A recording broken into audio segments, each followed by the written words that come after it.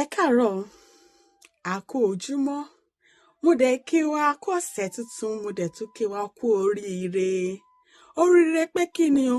Oríire wípé a rí ọjọ́ ajé tó kẹ́yìn nínú ọdún yìí. Tiwatọpẹ ojú ọpẹ́ lọ.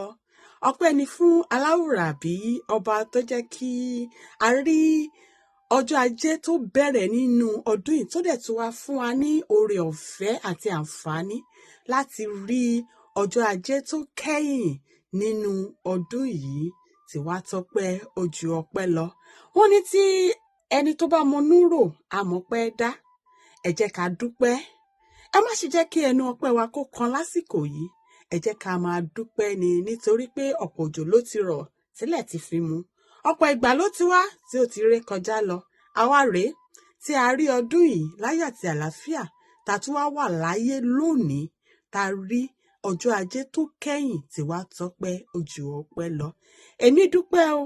Mo fi ọpẹ́ àti ìyìn fún ọba Aláwùrábí tó dá mi sí tẹ̀bítara, tilé mi àti gbogbo ẹ̀yin olólùfẹ́ mi. Mo wá fi ọpẹ́ fún Ọlọ́run bàbá. Ẹ ṣé.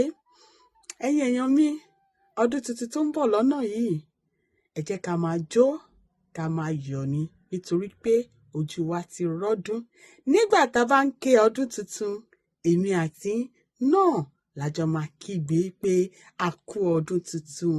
Mo wá kí yín pé ayọ̀ àti ìdùnnú, òun ni èmi àti la máa fi lò ó já. Ẹ ṣé. Tí ní tòótọ́, Àríkẹ́ ni mí, ọmọ Òkòrèsé, ọmọ Wòyírà kó má bàa rẹ̀ lókẹ́rú. Ó dìgbà.